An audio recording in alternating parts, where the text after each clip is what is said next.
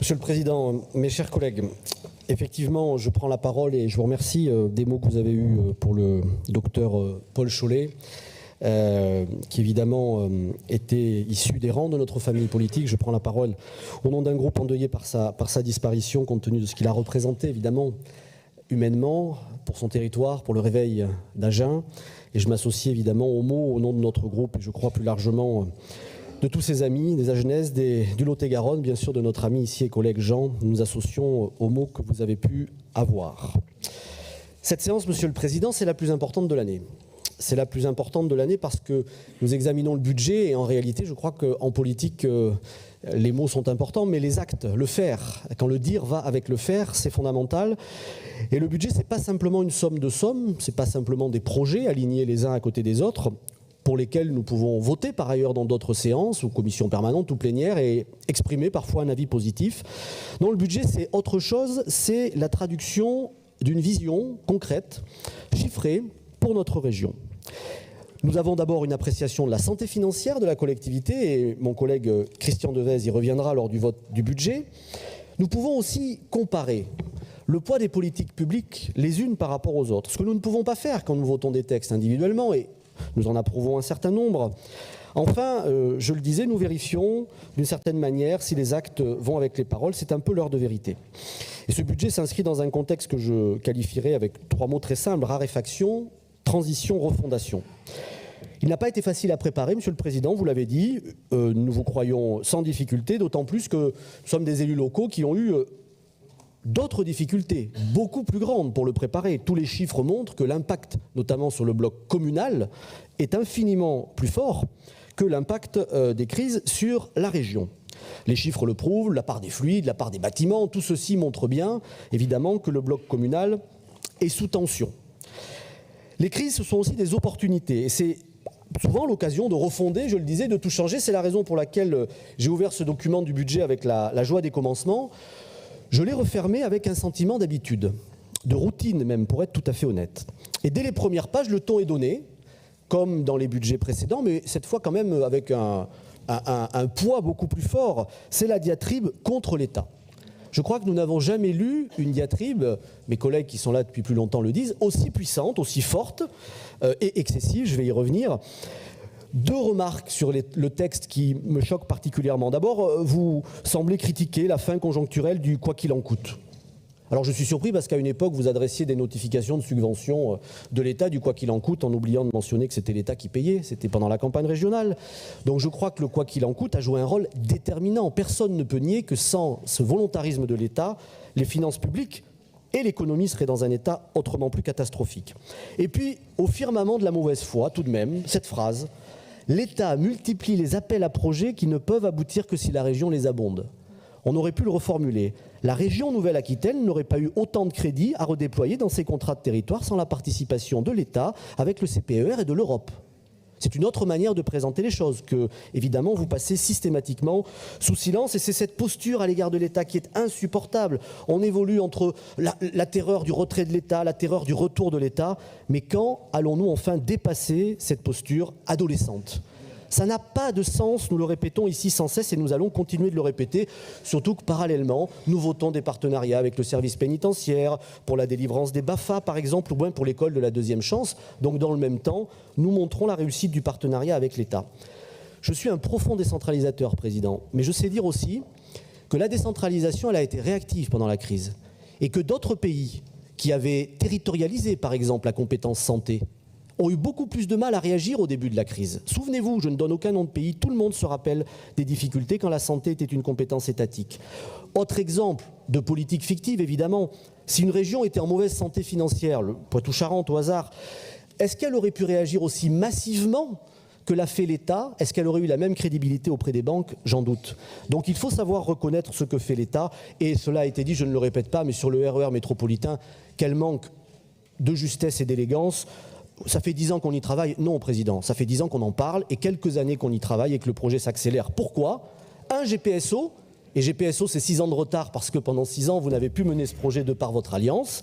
Et enfin, c'est les annonces d'Emmanuel Macron qui doivent encourager le RER. Reconnaître les efforts de l'État, même de temps en temps, Cela n'affaiblirait pas votre propos, Président. Au contraire, je crois que ça lui apporterait justesse et crédibilité, ce qui lui manque cruellement et ce qui le transforme en posture. Sur la santé financière, je ne vais pas y revenir, mais la santé financière est bonne, on va vous le démontrer, et je pense que vous pouvez difficilement le nier malgré le propos introductif du budget. Il y a la TVA qui est extrêmement dynamique, il y a la prudence excessive de laquelle vous faites preuve tout au long de ce document. Et c'est précisément cette bonne santé qui m'amène au cœur de mon intervention. Cette bonne santé financière, elle aurait dû vous amener à soutenir plus fortement les territoires qui, eux, sont durement impactés par la crise. Les territoires sont les grands perdants de ce budget.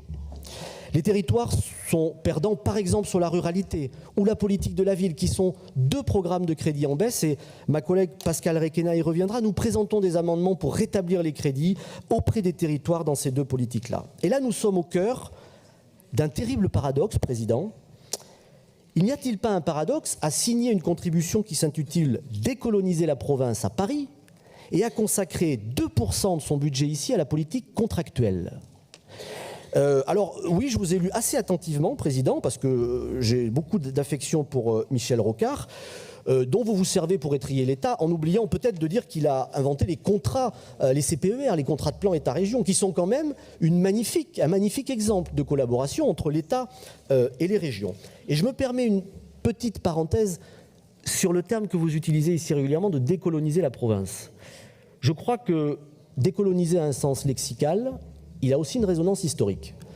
En 1966, nous n'avons pas le recul historique que nous avons aujourd'hui. Ce mot me gêne parce qu'il fait appel à l'histoire de France, parce qu'il croise les histoires personnelles, les difficultés, les drames. Je pense que vous devriez utiliser un autre mot. 50 ans, plus de 50 ans après, ce mot n'a pas la même résonance aujourd'hui et je crois qu'il n'est pas adapté au contexte. Tout ne se vaut pas aujourd'hui malgré l'époque que nous vivons. Je ne vous accuse pas de banaliser ce phénomène, loin de là, mais je pense que le mot, je le répète, n'est plus le bon dans l'époque que nous vivons. Il y a donc ce paradoxe, décoloniser et consacrer 2% du budget. Et 2% du budget, les contrats que nous allons voter aujourd'hui sont terribles. Il y a jusqu'à 2/3 ou 3/4 des actions qui ne sont pas chiffrées. 0 € de mentionné par ligne. Alors, on va nous dire que les collectivités sont en difficulté, qu'elles ont du mal à investir, à produire. Oui, c'est précisément ce que j'essaie de vous dire aujourd'hui. Et puis, on ne compte pas, évidemment, dans ces lignes, plutôt on compte les crédits de l'État, les CPER, de l'Europe. Bref, dans ces 2%, le compte n'y est vraiment pas. Et vous critiquez régulièrement le déclassement des territoires en semblant oublier que vous avez votre part significative de responsabilité depuis de nombreuses années. L'État réagit récemment sur les programmes Petites Villes de demain. Vous les critiquez alors que c'est un succès, que les choses fonctionnent bien. 198 communes dans notre région. La revitalisation des centres-villes et des centres-bourgs, pareil, évaluée, considérée comme positive. Et tout ceci est totalement passé sous silence. C'est le paradoxe néo-aquitain, Président. Et on peut le relever tout au long de ce document. N'y a-t-il pas un paradoxe à déployer l'ingénierie, les moyens financiers, la prise de risque pour accueillir un site de dirigeable, le plus grand du monde? Et nous l'avons soutenu. Mais pendant ce temps-là, le fret ferroviaire entre la pointe du Verdon et Bordeaux est planté, définitivement. Parce que les élus, ils vous ont d'ailleurs écrit, ont appris que le caténaire ne serait pas rénové et que cette ligne, tant pour les passagers que pour le fret, pose problème depuis des années. Comprenez-moi bien, le projet de dirigeable est souhaitable, mais la part consacrée à l'attractivité par rapport à celle que vous consacrez à l'aménagement du territoire est terriblement déséquilibrée. N'est-il pas paradoxal d'investir dans la ligne Pau-Canfranc quand Blaye est la dernière sous-préfecture de Gironde non reliée au train à la capitale régionale? N'y a-t-il pas un paradoxe à nous proposer un plan zéro plastique qui s'est construit sans lien réel avec les EPCI qui ont la compétence sur le traitement des déchets. Nous avons eu une réunion, je remercie le conseiller délégué qui est venu vers nous, mais nous vous demandons le retrait de ce plan, Président. Il n'est pas à la hauteur des enjeux. 2 pages sur cette question-là, 2 millions d'euros. Le sujet est sérieux, il faut travailler avec les EPCI avant de proposer un plan. N'y a-t-il pas un paradoxe à critiquer la lourdeur de l'État quand 385 dossiers sont en attente au pôle développement économique à l'heure où nous parlons? N'y a-t-il pas un paradoxe à expliquer qu'il ne faut plus à tout attendre de l'État, quand dans le même temps vous critiquez la fin du quoi qu'il en coûte, ou tout simplement en réclamant des aides pour lutter contre cette crise qui touche les collectivités? N'y a-t-il pas un paradoxe à accuser l'État d'entretenir le millefeuille illisible et à plaider pour une simplification, je suis d'accord, et dans le même temps à avoir inventé 51 territoires pour la contractualisation qui ne correspondent pas au bassin de vie et qui n'ont pas la lisibilité pour nos concitoyens. N'y a-t-il pas un paradoxe à critiquer vertement l'État qui dilapiderait les finances publiques en entretenant une décentralisation inachevée quand vous appartenez à une famille politique, et c'est dans ce cadre-là d'ailleurs que vous contribuez président, qui défendait un projet qui alourdissait de 250 millions d'euros les dépenses publiques il y a moins d'un an lors du dernier renouvellement législatif. 250 millions d'euros. SMIC à 1500 euros, blocage des prix. Pas un mot, président, pour dire tout simplement que ce n'était pas réaliste. Je ne vous accuse pas de croire en ces réformes-là. Je regrette que la région ne se soit pas prononcée à ce moment-là. En tout cas, l'économie française serait dans un état catastrophique si ce programme était passé. Peut-être que vous devriez avoir l'humilité de le rappeler.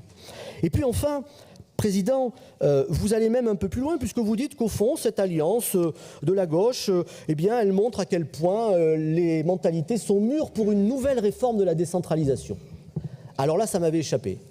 Je dois vous avouer que le leader de tout cela, de cette NUPES, soit un grand décentralisateur, c'est-à-dire quelqu'un qui aurait partagé le pouvoir avec les collectivités, qui aurait respecté la séparation des pouvoirs et qui aurait mis fin à l'hyperprésidentialisation, je vous avoue que ça m'avait échappé, mais peut-être que vous y voyez un lien.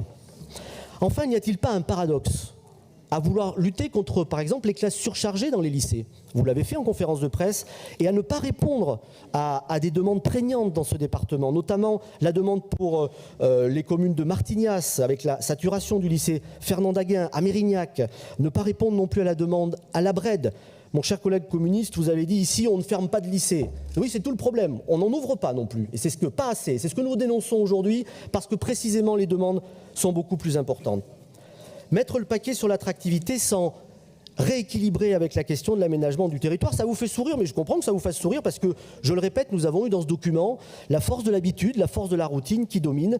Eh bien, c'est mettre d'abord en difficulté les maires qui aujourd'hui tirent la sonnette d'alarme, et je voudrais vous faire 3 propositions. D'abord le foncier. Nous avons déposé une motion pour que nous accélérions sur la territorialisation, sur le chemin et sur la bonne méthode pour respecter la loi climat. Aujourd'hui, nous ne pouvons pas tenir raisonnablement les engagements qui ont été proposés, en tout cas leur rythme.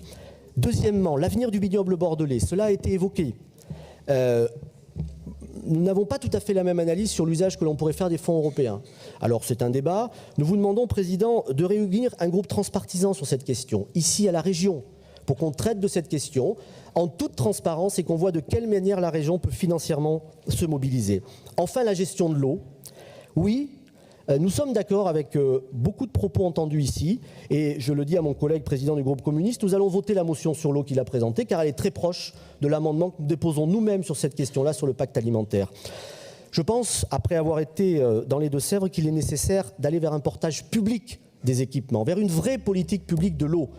Il y a 2 bassines qui ont été réalisées. Sainte-Soline nous a toutes et tous marqués. La coopérative n'en fera pas 14 supplémentaires toute seule. Ça ne marchera pas si nous laissons malheureusement les révoltes infondées et injustifiées se passer. Alors voilà, Monsieur le Président, tous ces paradoxes, c'est le budget qui les révèle. Parce que nous voyons ce que représentent les politiques publiques les unes par rapport aux autres. Et je vous le disais, je vous le répète, les territoires sont les perdants. Alors les paradoxes, il y a 2 manières de faire, ou bien on vit avec, c'est un petit peu l'impression qu'on a là, ou bien on essaie de les résorber. Et je regrette qu'ici, il n'y ait absolument aucune volonté réelle de les résorber, avec en plus cette idée que la région serait une collectivité qui serait beaucoup plus démocratique et beaucoup plus en phase avec les territoires que l'État. Eh bien, souriez et riez, mais vous devriez regarder ce qui se passe du côté du Conseil national de la refondation, Président. Parce que, à quel moment, récemment, on a été devant les citoyens, pas les corps constitués, pour présenter une politique régionale et dire voilà, ça ne va peut-être pas, on va tout revoir, on peut tout revoir, on discute. On pose les téléphones et on discute. À quel moment, récemment, on a fait ça? Les maires le font tous les jours. Conseil de quartier, réunion de concertation, tous les jours, ils le font. Je crois, mes chers collègues, quand vous dites, Monsieur le Président, que être à portée de baffe est un contre-pouvoir beaucoup plus important que les comités Théodule parisiens, permettez-moi de vous dire que nous sommes ici dans cet hémicycle un peu loin de la baffe pour avoir un véritable contre-pouvoir démocratique. Alors prenez le chemin de ce contre-pouvoir, inspirez-vous là encore de Michel Rocard. Il avait fait un livre avec Alain Juppé, vous savez, qui s'intitulait « La politique telle qu'elle meurt de ne pas être ». Eh bien je crois que malheureusement nous vivons ici la politique telle qu'elle meurt d'être. Merci beaucoup.